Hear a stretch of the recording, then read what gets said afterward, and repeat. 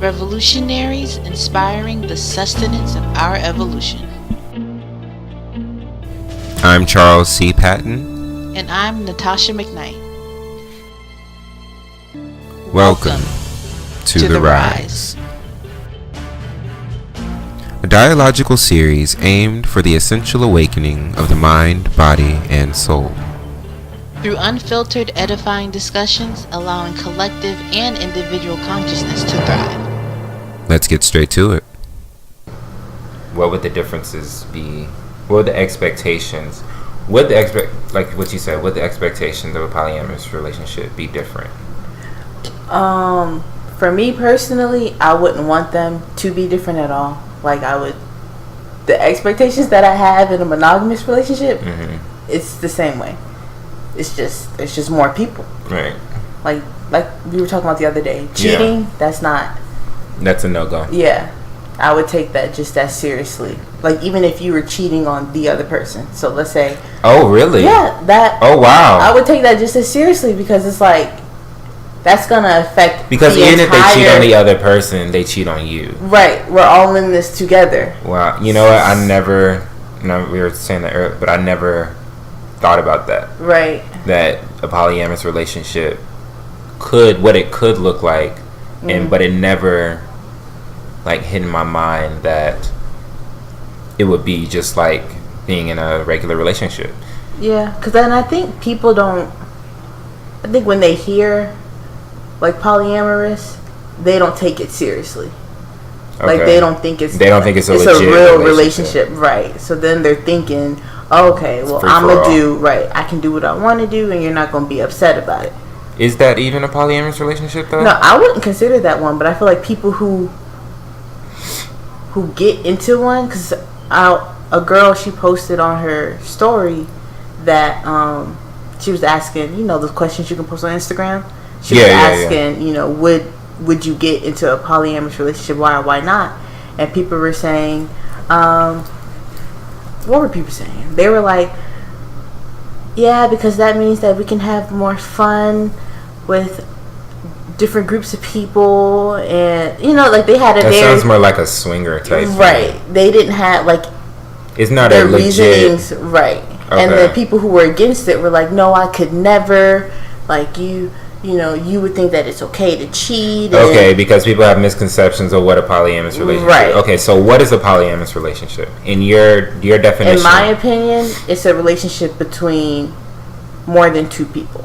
Okay. And everybody is in a relationship with each other. Okay, so it's not something it's not with how you would define, how you would like to see a polyamorous relationship in your own life would be something like it wouldn't be like you had a partner and then your partner had a partner, but you weren't partners with your partner's partner. Right. That's exactly what that's what you don't want. I don't want, Okay. Like let's say that's what I was thinking that it would be. See, I don't even know I don't know what the actual definition of it is. Yeah. I think that's the beauty of relationships.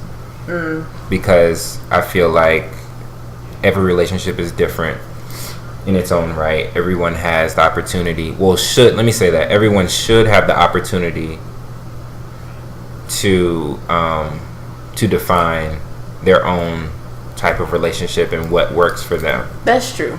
And I think that's why we're talking about the constructs of a relationship now, because it's like, is there a set way to do it? There always isn't. There people isn't. have to follow. And I think that people feel like there is because there's been this like stigma of, not even a stigma, but the right way to be in a relationship, what that looks like. And it's like no one knows what the right way is to be in a relationship. Yeah. Of course, there are different tools that you can go into one and build when you're in that relationship to make them, stronger. But in actual like construction of what a relationship looks like, what a healthy relationship looks like, is not something that like is the same for everybody. Yeah, that's very true. And so with like polyamory, I think for me, I would still use all the expectations that I have in a monogamous relationship in that polyamorous relationship. Yeah. Like, and nothing. Yeah. I can't think of anything that would go in a polyamorous relationship that wouldn't go in a monogamous relationship. I couldn't do that. I don't think that I could be in a polyamorous relationship. Why? Because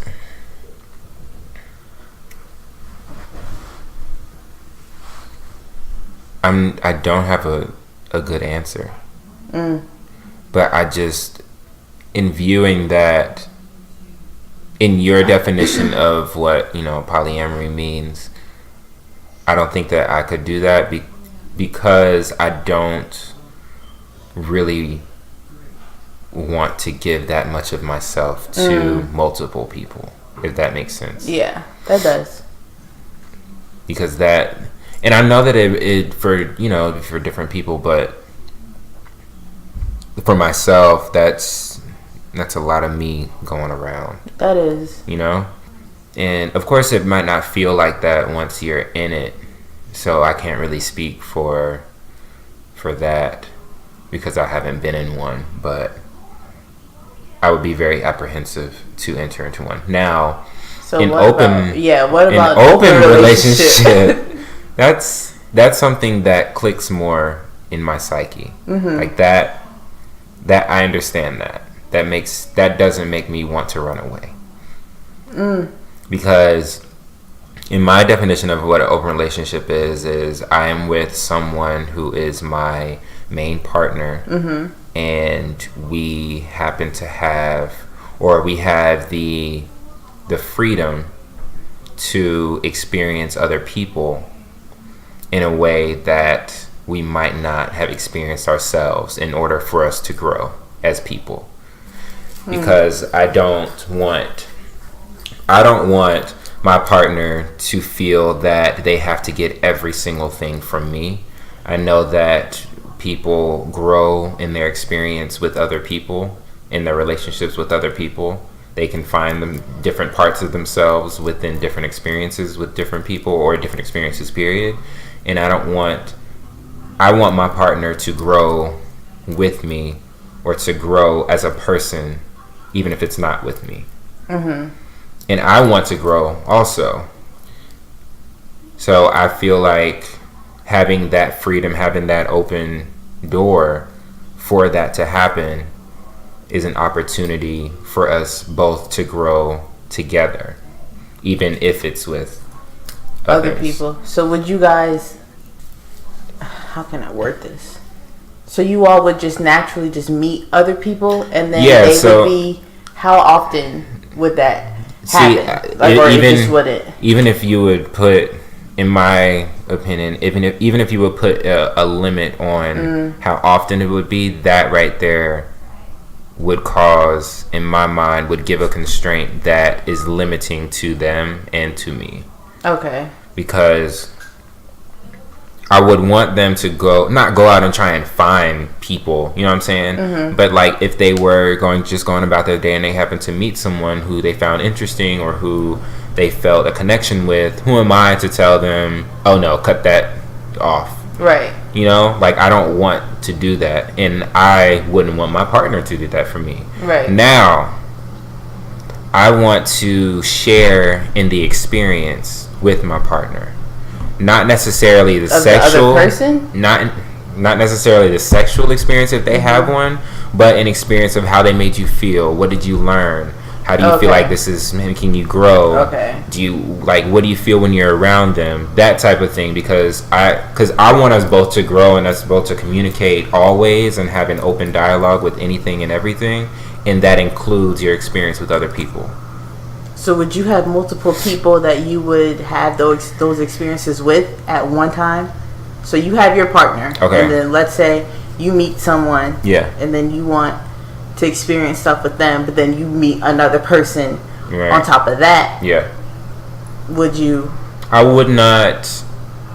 If it feels right for me, then I wouldn't stop it.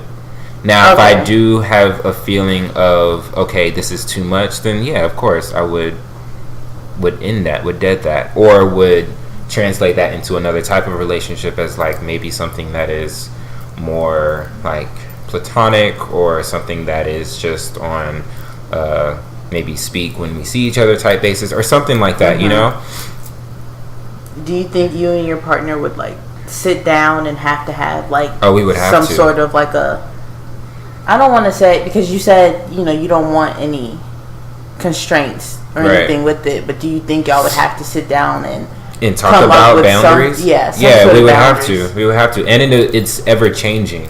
So if my partner is not comfortable with something, then they would express that to me, and I would have to honor that.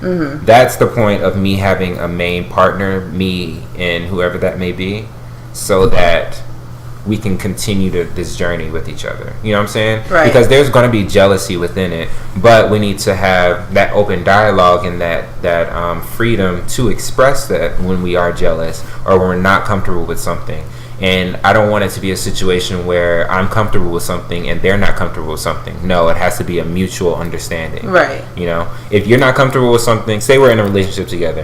If you're not comfortable with something and I bring it to you and you're like, nah, bro, I'm not feeling that, let's dead it. Right. You know, so it has to be a complete understanding. And if we're okay with something, you know, at the start of it, but then as we move further along into our relationship, you're no longer okay with something, or I'm no longer okay with something, then we have to come together and express that, and then that transforms into another relationship, and then, you know, it continues to change as we continue to change. Because I don't want to be with the same person that I was with, you know, 2-3 years ago. You know what I'm saying? Not in a negative, you know, sense of it, but in a thing where I want to continuously grow. I want to see you grow. I want to help you in your growth. Right. So I'm not trying to be with somebody who was the same person. I get that. Even a month ago, you know? Get that. Because I'm not trying to be the same person I was a month ago.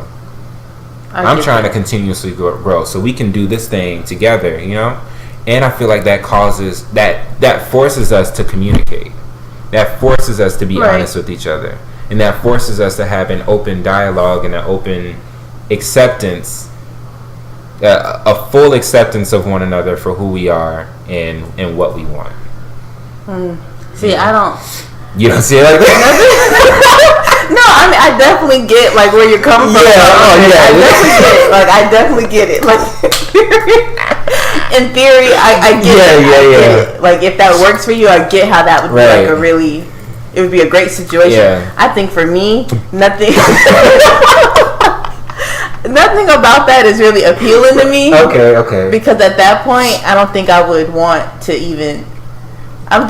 actually be in a relationship. Okay. At that point, you would just. I would just want to just be able to just move around. Yeah, to just move around. Okay. And then with like being in a polyamorous, I feel like I still have that comfort. Okay. Because I know security. Right. I know where we're all. That's true. I know where we're all standing. We're all together. But it is like you said. It would be a lot of work. It would be work times 2. You know, everything you got to put into a regular relationship. Double right. And then also, oh God, like if something happens between, you know, my 2 other partners, between them, how does that, you know, like if they break up, does that mean that it gets complicated? Because we can add another person, it gets complicated. Yeah. So but if then y'all would have to communicate. We would have to talk about that. Because then it's like, okay, y'all are no longer together for whatever reason. And then it's like, okay, so how does that affect what we have going on? And should it? Wait. Because if we're all in a relationship together, and 2 of my partners are no longer together, right? Why would they feel comfortable just being with me? And would I like that now? That might put a strain on you, and we're just speaking hypotheticals right now because we don't, you know, we don't know. We have no idea.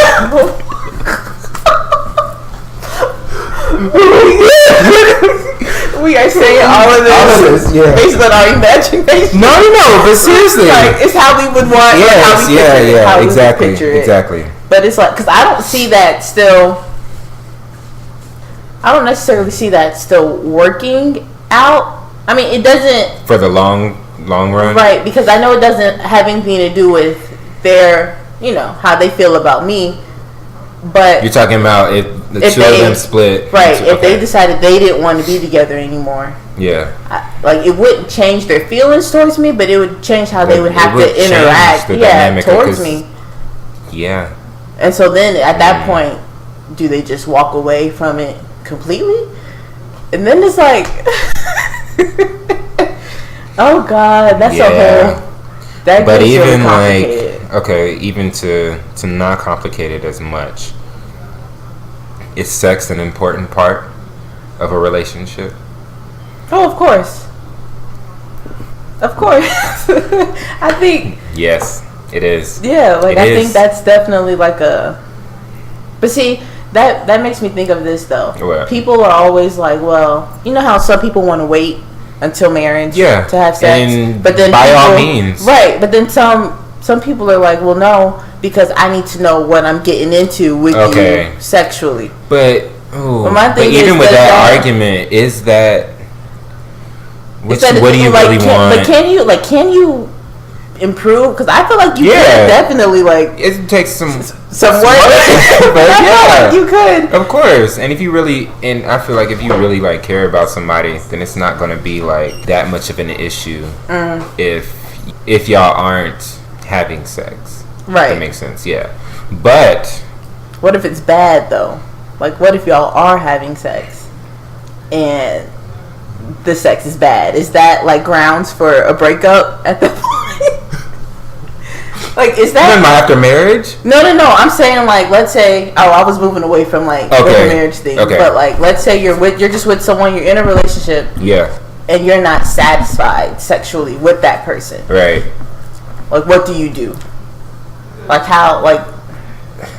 I know you should definitely try and work that out. I think you should. You should let it be known that you don't like having sex with them. Right. But is that you're not happy having sex with them because it's not good? Is that grounds for breaking up with somebody? Okay, I don't think that's grounds for breaking up with somebody. Mm-hmm. But who's to say what grounds are for breaking up with somebody? Yeah. Yeah. But I think that it's important to tell a person if you're not enjoying sex, because that can actually be very crucial to your feelings towards them. Yeah. And I know that sounds like shallow, but it's very true, because sex is an extremely intimate, is one of the, if not the, one of the most intimate acts that you can do with someone. Right. So if you're not enjoying that intimacy that you're taking part in with your partner, and it's a continuous thing where you're not enjoying it, you will begin to resent them. It'll happen. Yeah. Because that's supposed to be a time of pleasure and a time for you to connect on another level with your partner. If you're not enjoying that, then it'll become an issue. So people who withhold sex from their partners as a punishment, or oh gosh, you know how some people just to get back at them, instead of talking about it or working it out, they'll just be like, well, I'm not giving you none, I'm not. Okay, in that situation, at that point, what do you do? Is it okay to go out? No. And get it from someone else if they're not? No. And I'm kind of it's not. No. I'm not saying that it's okay. Yeah. But how long am I supposed to wait? To have you? How long are you going to be doing that? Because that's something that I'll break up with you over that. Okay. Because it's not at that point, it's not just about the sex. You're just being malicious. But that just depends on why, the reason behind it. Right. You know why they're doing that? Because if they did some foul stuff to them. Right. Of course. Now everything. Yeah. Yeah. Everything has to be put into context, of course. But people who think people who think that sex is not important with people who are sexually active. To the point where they're just okay, well, I'm gonna just pick and choose when I'm mad at you instead of working that out. When does that really happen though? I feel like girls will do that. No, I'm saying having the importance of sex. When we're speaking of the importance of sex in a relationship, when is that is that a main thing that happens? You know what I'm saying? What do you mean, like okay, withholding it? No, yeah, I'm saying like withholding it in a way to get back at somebody, or if they were, say, if someone was a virgin and was with someone who's not a virgin, and they're nervous about, you know, their first time, or they want to wait or something. How important is that? I really do think that person, that sexually active person, it's just going to come down to whether or not their partner is worth it to them. Like, is that worth it to you? You know? Yeah. Like, is sex more important? Like, is that something that you need more than being with that person? Now, here's the question. And I say this because this was me at one point. If you are with someone who is a virgin and you are sexually active, and the person that you're with that's a virgin does not want to have sex, or is not ready to have sex, or is not willing to you know, gift you with that or anything like that, or they're trying to wait for something, right? Is it then okay for you to even maybe have a conversation of going elsewhere just for sexual relations? So you mean like not fully having sex but doing like other stuff? Yes. So is it okay? No. Do you mean like I'm saying with other to people? Go with other people to satisfy. Oh no. Okay, well with me, that's a no. With me, when I was in a relationship and I was a virgin and I wasn't ready or willing to gift them with my virginity, I told them that, hey, I'm fine with you going out and, you know, satisfying whatever, you know, urges you have that I can't, you know, do for you. Right. Because that's something that I can't give you. Right. And I'm not willing to give it to you. Right. So, and I'm not going to sit here and, you know, stop you from experiencing that, or, you know, satisfying, you know, whatever internal urges you have, you know, because then you're going to start resenting me, and I don't want that. And I'm secure enough in myself and in our relationship to know that it's just sex. But see, that's not everybody, and I recognize that, and they weren't going for that either when I first said that. They were like, nope. They're like, nah. No, because for me, I just think that before we're even in a relationship, that's something you should know that you're willing to do. Oh, to like not. To not have it. Like, so it's not. So what we're saying, well, the two of us, our opinion is that it's important to have a conversation about sex. Yeah, of course. You should know, like, you should already where your partner know, stands with sex. Yeah, exactly. So that way later on, and I guess, I mean, and of course it might still come. I'm not saying that once you talk about it that one time, it'll never, like, y'all will never talk about it again. Right. But it's like, you should know where I stand on that. How important is it to experiment in the bedroom? Oh my God! With your partner, or I think that's something y'all should always. I think so too. Like, always, be adventurous. Because just like how people change, you know, sexually you're going to change you're going to change. Yeah, what you like is gonna and then things do get, because oh my God, I've heard so many guys say, you know, I don't want to be with the same girl, with the same girl all the time. Like, that's going to be boring. But it's like, and that's a whole different situation. Yeah. But it's like, you want to spice stuff up, you know? Because if I'm going to be with you for, oh my God, like how many, until we're dead, like from the time I marry you until one of us dies, something different, something new. That's a long time. Yeah. That's a lot of years. And a lot of people aren't even comfortable with having a conversation about sex. What I don't understand is, how are you comfortable with laying in bed with someone and allowing them inside of your body, or you being inside of someone else's body? You're okay with that, and that's more comfortable for you than actually talking about it, you know? Right. Like, I never understood that. I never understood No, I do understand it because it's not something it's something that's frowned upon. Yeah. Sex is frowned upon. We're not allowed to talk about it. It's done behind closed doors. Right. So talking about it brings things to light. Right. And I think that we are moving away from that, which I'm very happy that we are doing. Of course. But I think that before you even have sex with somebody, you need to talk about having sex.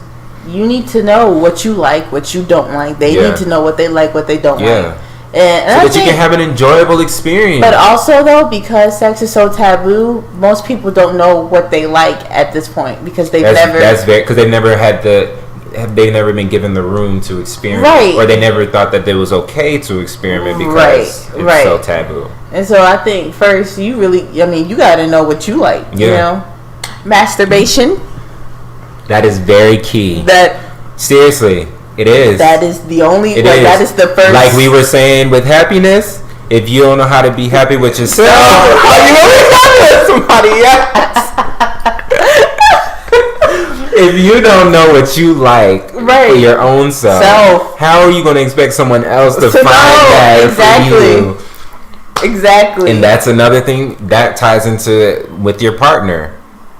Yeah. Being open and upfront with your partner, like, look, you got to tell them, is, you know, what you like and what you don't like. And I think people are scared to do that, but it's like if you're gonna be with somebody for that long, for however long, you better learn how to talk about it, or else y'all just gonna be bitter. Right? Who wants to be bitter? Like, laying in the bed, mad at I think they're going. Or what if he just no. Get yours for real. But I think that the reason why it's been so taboo is because of religion. Yeah, that's very true. Because because within the Bible it says, in other religious texts that it says premarital sex is a sin, right? And that it's frowned upon in the church. But even then, I feel like people...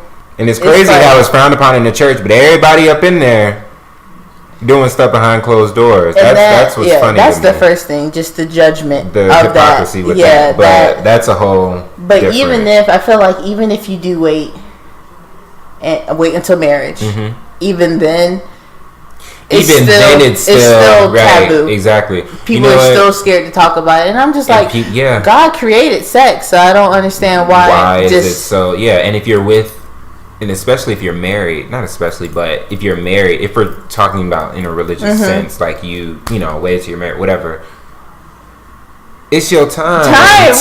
Do whatever. If I waited until marriage, I'm telling you,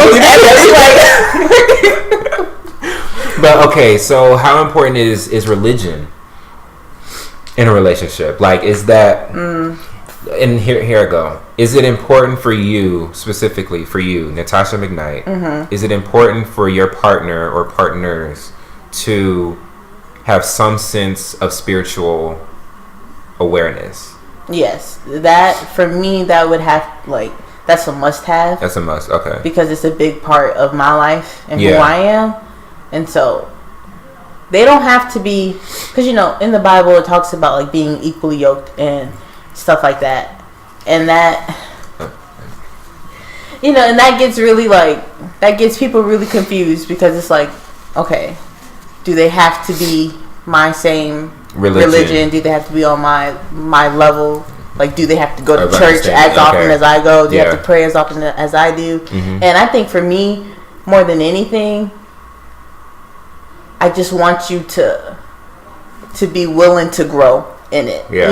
We don't have to... Willing to grow in your spiritual journey. Right. Okay. We don't have to be starting off at... Because everybody's different. Everybody, is on different levels at different points in their lives and stuff like that. So, because I'm constantly trying to grow... Right. I want you constantly to be trying to grow as well. Right. So that we can grow together. I can rock with that. Definitely. But when it comes to dating someone of a different religion, that's something that I'm not opposed to that, but I would really... It's new grounds. Right. Yeah. You would have to be, it's just, you would have to be worth that. You have to be worth it to me. I got you. Because that's really, because when we have kids and stuff like that, how's that going to go? Right. Okay. we're gonna have to teach Yeah. both of them, and then as they get older, let them decide, which one they like. But I'm gonna have to be accepting of yours and your practices and stuff like that, just like I would want you to be of mine. Accepting of yours, okay. Right, and so like I said, I'm not opposed to it, but it's something I would just have. But would you rather your partner or partners be Christian? Yeah. Walk in that faith. Okay. Yeah, I mean, because it's easier. It's convenient. Convenient. It really is just convenient. That's less work, I guess. Okay. If you could say that I would have to do because I would want to understand your religion in some sense. Like I would want to know why you chose this. Okay. Outside of you just growing up, because most people, they stick to one religion because that's what they grew up with. Yeah. But sticking to that is different. Yeah. Once you get older and you decide to stick to a religion, I want to know why. Okay. So I'm going to have to be constantly learning about yours and you about mine. So it's... yeah. I can rock with it. Yeah. Yeah, I can. Now, for me, it does not matter. It doesn't matter. If you... Okay, let me reword that. I would like for my partner to be on some walk of spiritual awareness or spiritual growth. Like, it doesn't matter to me. I would like for my partner to believe in something, in something higher than themselves. Right. Because even if that's believing in humanity, or believing in something that's not nothing, because for myself, I consider myself an extremely spiritual person, and not so much religious, not religious at all, honestly, if I'm being completely honest.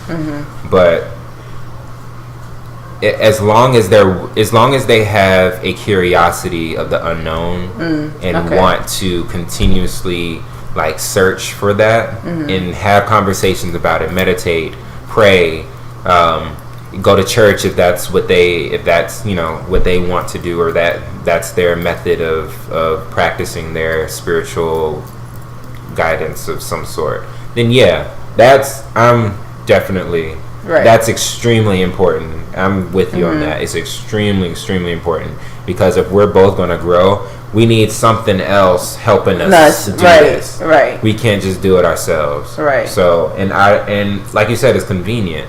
I don't want to spend my time trying to convince someone or trying to enlighten someone who's not willing to, who's not open, who hasn't themselves chosen to open their minds or open their hearts or open whatever to accepting knowledge and accepting enlightenment for themselves first.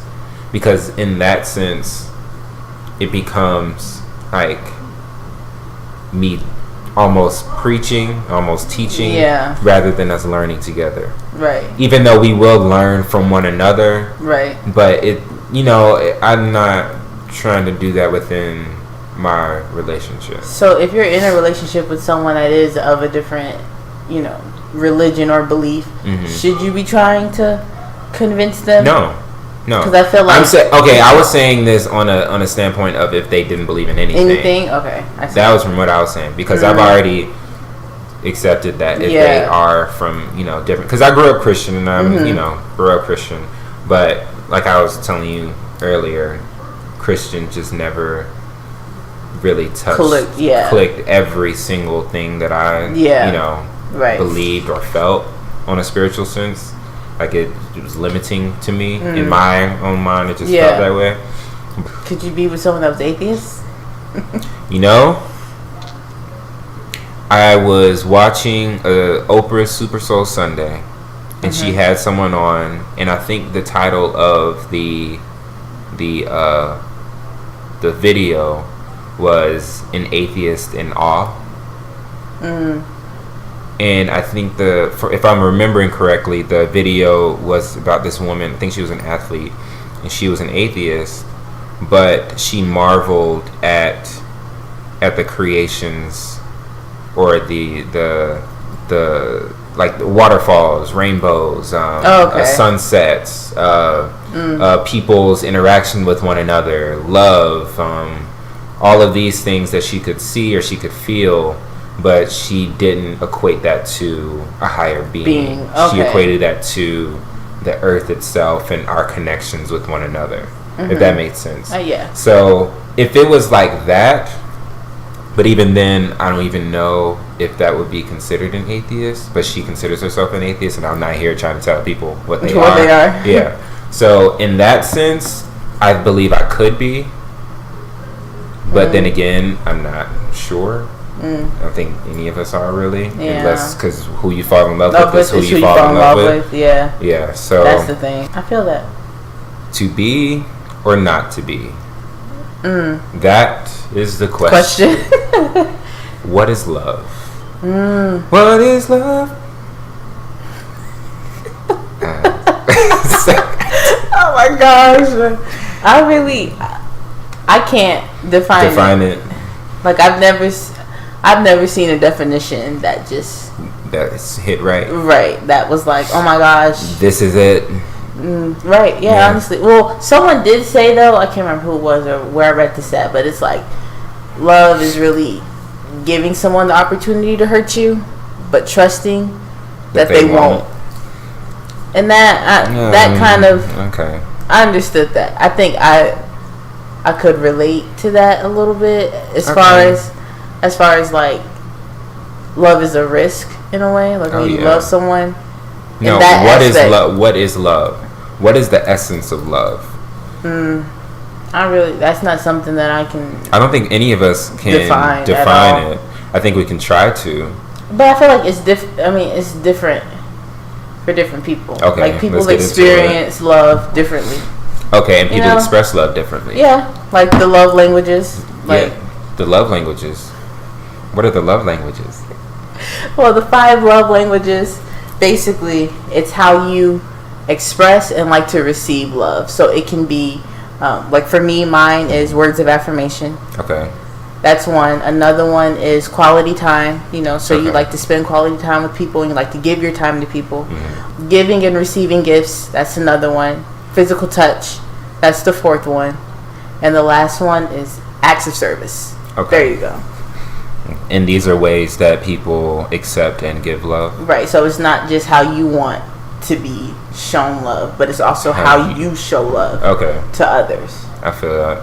And so I think people just, when it comes to love, people want or just need different things. Yeah. Like that's why I don't think there could be like a set rule of, okay, so this is how I know I'm in love, because it shows up differently for different people. Right. I feel like. And I feel like that's where. Well, getting on like the essence of love. Love, to me, I don't even know how to put it into words. It's, this is what I'll say about love. I feel that love, it does it a disservice when we try to give it a description, or we try to even explain it. Yeah. Because even sitting here with you thinking about what love is, all I could do was rushed with a feeling of absoluteness. Absolution. Honestly. Yeah. Like that's, if I could, it's absolute. And that's the thing, it's a feeling. It's a feeling. Like it's an energy. It's literally an energy. Right. It's something that's intangible. You cannot. In love, true, real love is unconditional. See, the thing about that. Because there are some people, a lot of people, who say, I love those who love me. Right. And I completely understand why someone would do that. Why someone feels that it's necessary to do that and calls that love. Because with that, there's a security of them not being hurt, or of them giving themselves to someone who is giving to them. Now, I'm not saying to go ahead and give yourself to anyone and everyone, because that is love you do that, whatever. Of course, protect yourself, protect your energy, protect your space. But what I'm saying with true love is unconditional. You can do anything and everything that you want that might even hurt me. Right, but I will still love you. And that's why I don't think. Are we capable of that? Yeah, I don't think we are. Like, the only thing, well, for me personally, I'll say that God has mastered that kind of love. But the closest thing to it, and even then, it's still, this varies, but like the love a parent has for their child. That's the closest thing I think we'll get to unconditional love, because it doesn't matter what that child, and you have parents who don't care about their children at all, but it's like, it doesn't matter what that child does. That child can't even do anything for you. You just know that you love them unconditionally, and you're going to do whatever for them. And I think that's the closest, because when we talk about relationships, it is somewhat of a trade-off. Like, and you want to love that person, right? You want to love that person as much as you can without them having to like. But at a certain point, it's like, I do have to be receiving something from you to make me want. See, but love doesn't ask for you to give. Love doesn't ask for you to take. Love is just love. Love, it just is.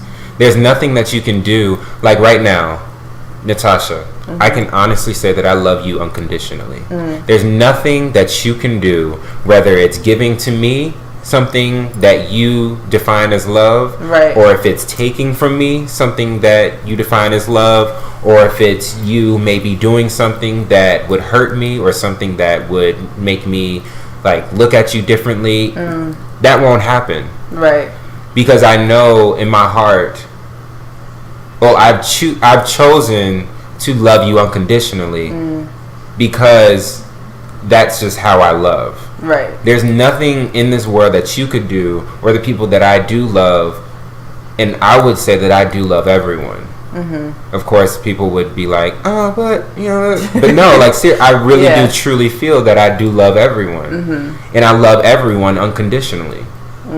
In my opinion, in what I believe is going on in my heart and my soul, everything like that, I do feel that, because there's nothing that anyone can do to me or to do period that would make me love them any less or even more. Now, what type of love that is, and how, if I would interact with someone or not, that's different. But my love for you would not shift, would not change, is not conditional. If that makes sense. Like, I feel that. Because like, once you get out of a relationship with someone, it doesn't mean that like you don't love them. Every single person anymore. And even speaking from relationships, every single person that I've been in a relationship with, or that I've chosen to be in a relationship with, I have loved and will still love and do still love them. Now, that love may have shifted in my soul for them. It may have shifted into something else, but it's still love. I might not express that love the same way that I did when we were together, but the love is still there. It hasn't faltered. There's nothing less, there's nothing more, because even when you say I love you more, is that even possible? If you truly love somebody, is it possible to love them more than you already do? Because if you love someone, there shouldn't be even more to love. Maybe you would express it, you would try to express that love more, but the feeling itself, is that more, is that less, or is it just? Is it like just there? Does it just exist? I feel that. And I know people might be like, what are you talking about? This is honestly how I feel with stuff, you know? Like, but see, that's why, like, love at first sight and all that, You don't believe in that? Yeah, I don't believe in that at all. Okay. Because do you think that we can building love, you know what? That's you how know it what? is for me, I think. Oh my God. Okay, hold on. Let me just say this real quick. The notion of building love. Are you really building love with the person, or are you finding the love that you already had for them? If that makes sense. Okay, and I'm speaking from my, whatever. But say you just meet someone, right? Right. And we're speaking from my understanding of loving everyone, whatever. Right. So, and I love them, and say that I don't really know that I do love them, but I do. Right. And as we matriculate through the years of being in a relationship, being together, whatever, and I say that I'm building this love, is it really building? Is it really me building that love, or is it me finding the love that I already had for them, and then that love showing itself, manifesting itself inside of me, inside of my consciousness, rather than laying some in my subconscious, if that makes sense, right? Yeah, I get what you're saying. So I'm actually realizing the love that I've already had for them, but it's not really building onto. I feel like it's already any type of love is already in you. Okay. Like it's already there. But the reason why I don't believe in love at first sight is because that's something that, like, I'm different at different points. Meaning, like, I'm not the same person that I was, you know, how many ever years ago. Yeah. So it's like, who I met then and who I was in love with then. You were a different Natasha. Right. That's not. So I'm not going to be able to, like, that same person. If you gave me that same person now, I'm not showing. Yeah, that love is not going to be expressed like that anymore. So that's why I really do feel like it depends on, that person has to be the right person for you in that moment. In that moment. And then when you do decide to, like, get into a relationship with them, if you decide that that's why y'all have to be growing together. Right. Because I'm going to be changing. Throughout my life. Right. So we got to be changing together. Right. You know, and maintain that connection as much as possible. But I don't know. I just don't see myself, like, just meeting someone and then just being like, oh my gosh. But yeah, I don't see myself just meeting someone and then automatically just being like, this is it. This is that person. Okay. Like, I feel like I gotta spend time with you and grow with you a little bit. Yeah. And then at that point, like you were saying, like, the love is already there in me, but I just have to be gradually just pulling it out. And to me, that really does come with time. Okay. Like, I don't think I could give, besides, you know, my family and my child and whoever else, all of that immediately. And of course, like, I would like to consider myself someone that, you know, loves people, but there's different types of love. Yeah. And in a relationship, that's something that I have to, like, we're working towards that. We're working towards me getting to the point where I'm giving you everything and you're giving me everything. Why do I pause at that? Why does that make me hesitate when you say give everything and they give everything? Because that is how you express love to your partner. And when I'm saying that is because we all express love differently. Right. But when we're with someone, if we don't understand that everyone expresses love differently, we're going into it expecting someone else to express love the way that we feel it should be expressed. Right. Because then if it's not expressed that way, then we're like, oh, they don't really love me. You know what I'm saying? Right.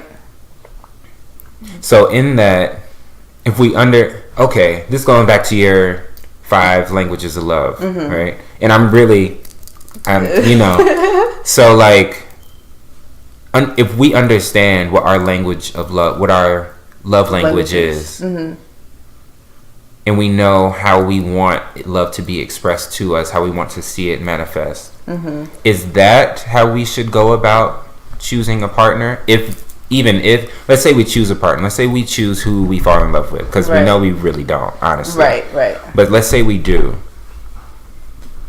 Is that important for us to realize our own love language before we even get into that relationship or continue on into that relationship, so that it can be one that is healthy? Yeah, because for me, like you were saying earlier, like you say you love everyone, and it doesn't matter what they're doing to you or like whatever they do, you're still going to love them. Yeah. But that doesn't mean you're necessarily going to be interacting with them. That's why I think in a relationship, love isn't enough, because I can love you all day, but that doesn't mean I need to be with you. That's a word. Come on, say that one more time. Yeah, like, I can literally love you, like, to the moon and back, but that's not enough for me to be with you. You know, why isn't love enough? Why isn't love enough? Why isn't it enough that I love you? Why can't that be enough? You know, honestly, I don't know, because I feel like part of that does go into like the constructs of relationship. We've been told that we need these different aspects of it. Right. So it's like, I love you and all that great stuff, but if you're lying to me, that's do I want to be with you? Yeah. You know? Okay. Or if you're like cheating on me, do you want to? Right. Okay. Do I want to be with you? You know, it's like there's other little stuff, but if you're doing all these things and I'm not comfortable with that, you know, do I want to? Because I feel like relationships, they have to have some sort of a structure. Right. Yeah. You know, and because, yeah. And then we define like what that structure is. So for me, it's like I said, words of affirmation. Okay. You know, and it's not just, this is going to sound really needy, but it's like I like to hear. You know what? Don't say that. Don't say that. Right. Don't say that is needy. Because if it's your truth, then stand in it and don't apologize for it. Remember, saying don't apologize, and that goes to show that we all are continuously working on ourselves and working on being open with ourselves and true to ourselves. Right. Because we've been taught for so long that what we want is not good. Good, yeah. You know, or that what we feel that we need is not good. We shouldn't worry about that. It's about the other person. You're right. When it is, but it's about you. You know, like we said, you go to bed with yourself. Mm-hmm. So no more. Let's make a pact. Okay. No more. I won't say that anymore. I won't say it anymore. But it's like I like to hear. Mm-hmm. You know. Hey, I like that you did this. Even in school, like I like for my to hear those words, just knowing that you appreciate something or that you like this or like that. And that's what I do. Like I'm constantly letting people know how much they mean to me. And I show it too, but it's like I'm letting people know how much they mean to me and that I really appreciate it when you did this or you did great on your presentation in class today. Mm-hmm. Girl, I loved it so much. You need to hear that, stuff like that. Yeah, and because it builds you. It makes you feel. It gives you a boost. Right. It does, and I really like stuff like that, and that's how. And I do that to people all the time. Okay. And so it's like, if I'm in a relationship with, not everyone is like that. Mm-hmm. Everyone doesn't. You said there are 5 different. Right. Yeah. And everyone doesn't feel the need to have that affirmation. Right. To them. And so if they don't know how to give that kind of affirmation, or they just don't like to, like, can I? And I don't want to say it's like a deal breaker or anything, but it'll constantly make me feel like, oh my God, I don't know where. Okay. I don't know if I'm doing something right. Right. Because you want people to tell you that. Yeah. Communication. Right. You want communication. And so I don't know if I could like be with someone who just doesn't. Who's off, who's not in tune with. And I'm very emotional as well, and I wear my emotions on my sleeve. Yes, we have that in common. Yes, we do. And some people just aren't like, and there's nothing wrong with them, but they're just not emotional people like that. But that's how you know. That's very frustrating for me. Okay. Like being with someone who doesn't show any emotions, they can't open up, and I don't know what you're feeling, what you're thinking. Right. That it drains me constantly trying to like pull stuff out of you. That's a lot. Right. And not everyone really needs that. Yeah. But that's something that I need. Okay. And so it's like, can I be with you? I might love you. Yeah. But can you be with this person? Can I be with you? Right. Like, should I be in a relationship with you? Right. Should I? And so that's why I really think that's why love isn't enough, because there's just, when you talk about a relationship, there's other stuff that goes into it. Right. And everyone has to be like, if I'm in a relationship with you, at some point we got to be on that level. Like we gotta. Yeah. And then even from all of what we've been talking about, there's one common factor with all of this, and that is understanding yourself and loving yourself. Right. Because that comes first before anybody or anything else. Because if you don't understand, or if you don't love yourself, then how can you show someone what love is and how can you accept love that someone's trying to give to you. Right. You're right. You're absolutely right. So with that, are there any last words that you had? I think my last words would just be, we don't have to define everything. Yeah. You know, I feel like we get so caught up in trying to like put labels on stuff and tell people, well, stuff has to be like this. Even with the religion thing, love thing, polyamory, like all those are considered just such taboo topics because they're not like clearly defined. And I think that's where people go wrong. And I think that's where people really limit themselves and stuff like that. And I think that's the main thing that I took from this conversation, is that everything really is, it's up to me.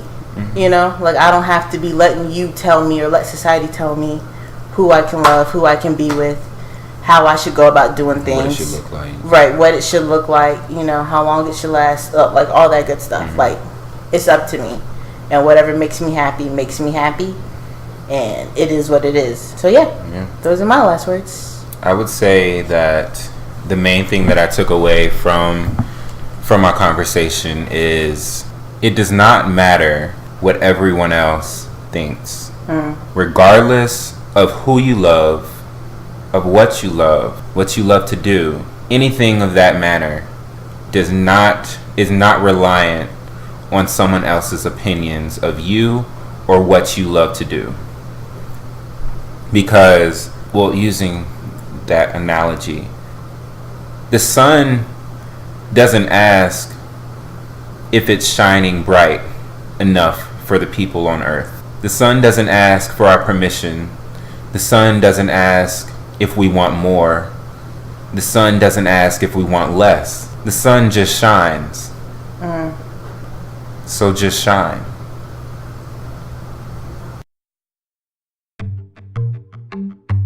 Please like, share, and subscribe on SoundCloud, Google Podcasts, and YouTube for new and old episodes, which will be released every Sunday on each of these platforms Natasha so kindly highlighted. Please give feedback on this episode and follow the R.I.S.E podcast on Instagram at the R.I.S.E podcast and our personal accounts at Natalex_16. That's NATALEX_16. And at Charles C. Patton, to be up to breast on all content we are going to release for all of you, including questionnaires and polls, which give you a chance to be a part of the conversation. We are all in this as a family, trying our best to continue uplifting and providing opportunities for tough and real conversations to be had. We're here to learn by sharing our opinions and listening to others. Right, so please don't think we have all the answers, because we don't. We can't wait to learn more. And if we can talk about it, then we can do something about it. Let's rise together.